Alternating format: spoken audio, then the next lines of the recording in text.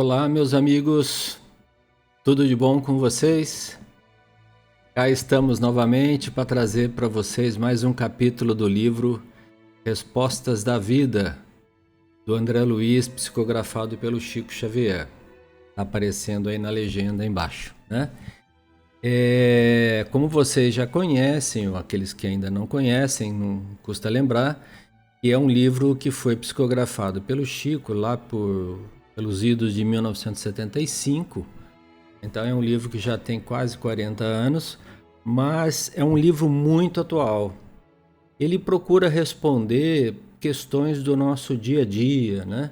E é por isso que eu resolvi gravar esse vídeo, esse título, nos dias de hoje, porque a quantidade de dúvidas que as pessoas têm sobre como proceder, como responder, enfim, às solicitações que nos acometem a todo momento, a todo instante na nossa caminhada é muito grande, né? Então a gente vê pelas dúvidas que as pessoas apresentam e tudo mais.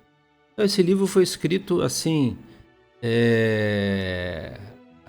a esse propósito, né, de responder as perguntas da vida, né? Por isso que ele se chama Respostas da Vida. Como que a vida nos responde muitas vezes, né? E como nós devemos tentar nos posicionar à luz da doutrina espírita e à luz do Evangelho de Jesus, tá certo?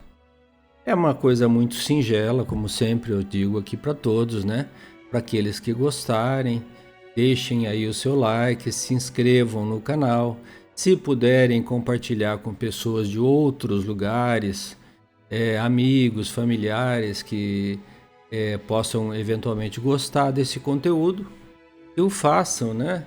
E vão nos ajudar com isso a divulgar um pouco mais a doutrina espírita. E aí o YouTube vai mostrar para mais e mais pessoas esse vídeo para aqueles que assim gostarem, né? Manifestarem interesse. Tá bom? Bom, vamos aqui aos nossos trabalhos, porque o nosso objetivo é fazer sempre vídeos rápidos e para que a gente não também possa ter um conteúdo assim de fácil assimilação, né? O título de hoje chama Vivência. Olha bem, né? Bem apropriado naquilo que a gente estava falando agora há pouco, né? Como que é a nossa vivência, assim, né? No cotidiano, no dia a dia, né?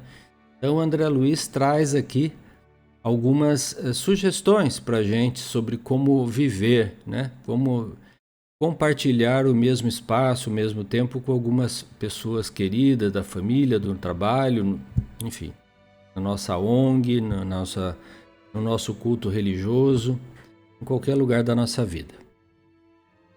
Então, vivência. Ele diz assim: habitualmente perdemos tempo em desgosto inútil, quando nos achamos em antagonismo com alguém ou vice-versa. Grande verdade. Quantos de nós deixam de dormir ou ficam à noite pensando, né? Ah, puxa vida, eu não me entendo com aquela pessoa. Nossa, será que ela gosta de mim? Será que não gosta? Aquilo que fez para mim me magoou? Ou será que o que eu fiz para ele possa ter magoado aquela pessoa? Né? Então, quando existe um antagonismo, né? Seja ele momentâneo, ou seja ele um pouco mais duradouro, né? A gente normalmente perde muito tempo da nossa existência em torno de um desgosto que é inútil, que não nos traz benefício nenhum. Vamos entender por quê. Ele diz assim, ó, olha, coisas bem práticas assim da nossa vida, né? Entretanto, vejamos, os outros pensam segundo imaginam, lógico. Falam o que melhor lhes parece, também. Fazem o que lhes ocorre aos desejos, lógico. Abraçam o que lhes agrada. Adquirem o que estimam, né? Também. Valorizam o que mais amam, assim como nós. Inclinam-se para aquilo que os atrai, tanto quanto todos, né? Vivem com quem mais se afinam, lei universal, lei da atração, né? A gente vive com aqueles que a gente tem afinidade, né? Você é um cientista, tá? Por exemplo, um pesquisador, você tem um grupo lá onde você convive mais, com que se afina mais, porque você está envolvido naquele grupo científico, naquele grupo de pesquisa. Se você é um historiador também, no seu grupo lá, se você trabalha numa determinada área na indústria de tecnologia, você se afina mais com aquele grupo que estuda tecnologia e tal. A gente se reúne em torno dos nossos mesmos interesses, né? Assim é a vida, né? Então, viver com quem mais se afina é regra universal. Estão no caminho que escolheram. Isso aqui é muito importante, guardem aí. Acham sempre o que procuram. Também é importante, pensem nisso. Isso, porém, não é novidade, né? Por isso que a gente foi falando, olha, é mesmo, tá. Isso, porém, não é novidade, porque todos nós padronizamos por diretrizes idênticas, ou seja, nós fazemos exatamente as mesmas coisas. Agimos como somos e reagimos conforme a própria vontade, na condução de nossos impulsos. Assim é com todo mundo e não é diferente de nós outros, tá certo? A novidade, e aqui vem o começo do fecho dessa história. A novidade é reconhecer que os outros e nós teremos inevitavelmente aquilo que fizermos. Então, esta aqui é a lei de causa e efeito. Nós colheremos, nós e os outros, colheremos aquilo que nós plantarmos. Então, não espere você plantar uma planta de espinhos e colher uvas. Não, vai dar uma planta de espinhos. E se você plantar uma videira, vai dar uva. Tá certo? Então, nós podemos fazer o que nós quisermos na vida, como foi ilustrado várias situações ali anteriormente. Nós podemos escolher o caminho que a gente quiser. Temos o nosso livre-arbítrio. Não existe determinismo para dizer que a gente tem que ser bom ou mal. Nós escolhemos sermos bons ou maus, né? Mas a colheita é obrigatória. É a lei da justiça, a lei de causa e efeito. Tudo aquilo que nós fizermos, de bom ou de ruim, nós vamos colher lá na frente. Então é importante pensarmos nisso antes de agirmos, tá certo? Ou antes de reagirmos. Porque às vezes, por conta de um antagonismo pequeno, nós criamos depois uma situação grande de inimizade, de desgosto, de convivência ruim, que às vezes pode descambar para coisas piores, para uma violência, né? Para uma perda de um amigo, para uma perda de um familiar, assim no sentido do afastamento, né? Por às vezes uma coisa que começou de uma maneira muito inútil, muito pequena, muito sem necessidade.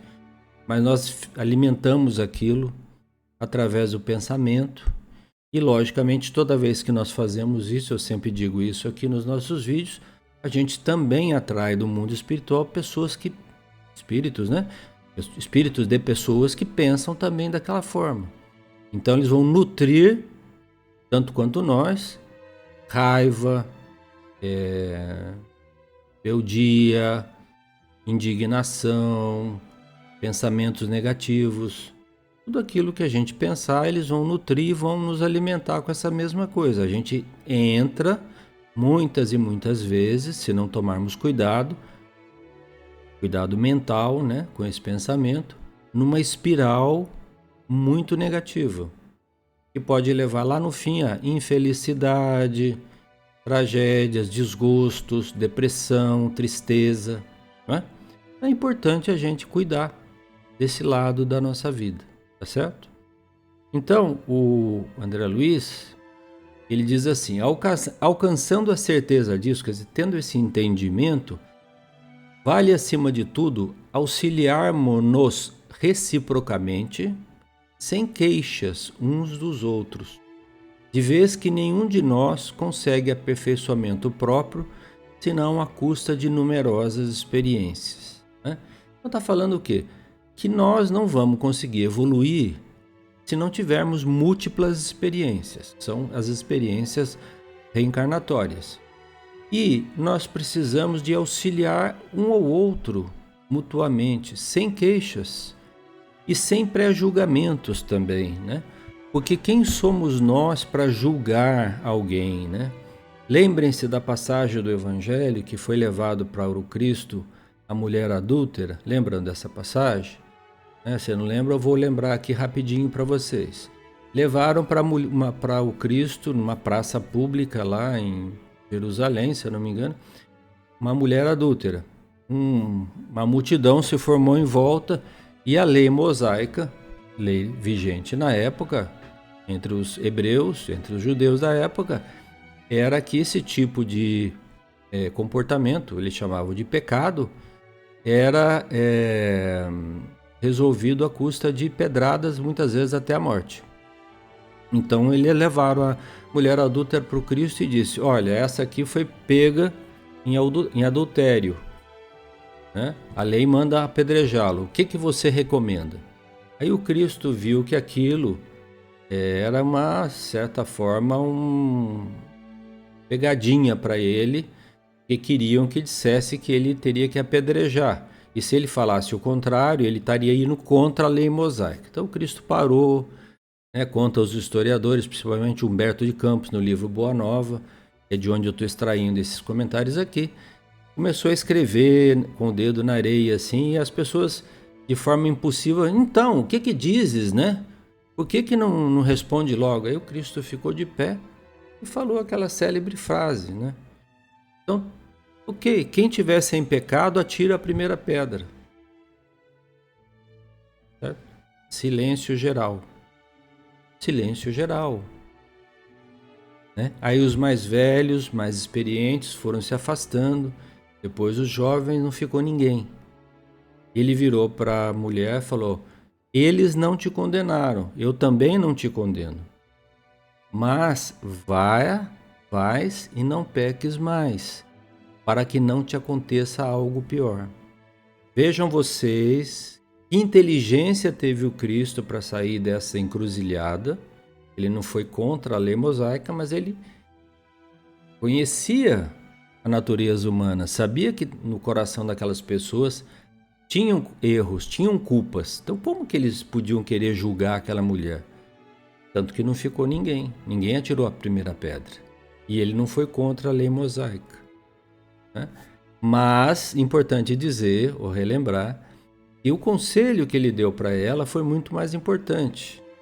Disse: vás e não peques mais, para que não te aconteça coisa pior. Ou seja, se você repetir de novo o erro, pode ser que você venha a ser apedrejada um dia. Que eu não estou aqui, por exemplo, para te ajudar, né? Mas é importante que você saia do caminho do erro. Esse era o comportamento do Cristo. Ele sempre ajudava o pecador a sair do problema, mas não compactuava com o erro. Então ele cuidava da pessoa para que ela se reerguesse, saísse daquela condição, mas não compactuava com o erro. Sempre orientava um caminho melhor para aquela criatura. Então, é a mesma coisa aqui, voltando ao nosso texto, né? Auxiliar-nos reciprocamente, porque todos somos iguais, gente. Todos temos problemas. Então, para que eu vou me queixar daquela ou dessa pessoa, que essa é incompetente, ou que não sabe fazer direito, ou que não tem isso, ou que não tem aquilo, se nós também não somos 100% perfeitos? Como? Como que nós vamos ter uma atitude dessa, né? Não podemos, né? Então, um pouco para finalizar, o André Luiz diz assim: à frente da realidade, né, desta realidade que acabamos de falar, vivamos com as nossas lições, mantendo a consciência em paz, e deixemos aos outros o seu próprio dom de aprender e viver. Então, muito importante essa frase aqui, gente. Mantendo a consciência em paz. Esse é o nosso goal, o nosso objetivo. Ter a nossa consciência tranquila. E fizemos nessa vida o melhor que pudemos. O André Luiz, quando chegou no plano espiritual, vocês veem isso lá no livro Nosso Lar, Os Mensageiros, esse até que virou filme também. A coisa que ele mais estranhou lá, depois que ele chegou lá, é que ninguém o acusava de nada. Os amigos tratavam ele com bondade, e ele tinha cometido vários erros. Mas ninguém acusava ele de nada, ninguém levantava pontos onde ele havia caído. Mais tarde ele foi entender que quem estava realmente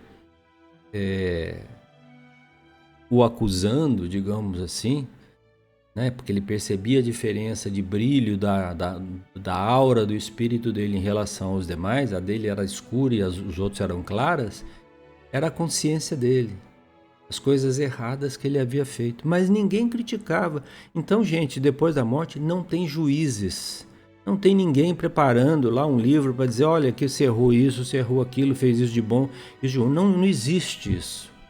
Mas existe sim a nossa consciência, e vai nos mostrar claramente aquilo que nós fizemos de bom e de ruim. E nós teremos que conviver com isso e depois acertar os nossos erros, assim como a pecadora do exemplo do Cristo, né? Então, comecemos já essa tarefa, né? Comecemos a limpar a nossa consciência agora, resolver os nossos problemas, as nossas diferenças com as pessoas. Nós seremos mais felizes, nós aprenderemos a viver em paz e deixaremos aos outros aprenderem sozinhos também no seu caminho, na sua vivência diária que todos nós temos. Tá certo? É isso aí, gente. Um beijo aí no coração de todos. Fiquem com Deus. Semana que vem nós voltamos, tá bom? E lembrem de compartilhar o vídeo aí com os amigos, deixar o seu like para o canal Reflexões Espiritualistas. Tchau!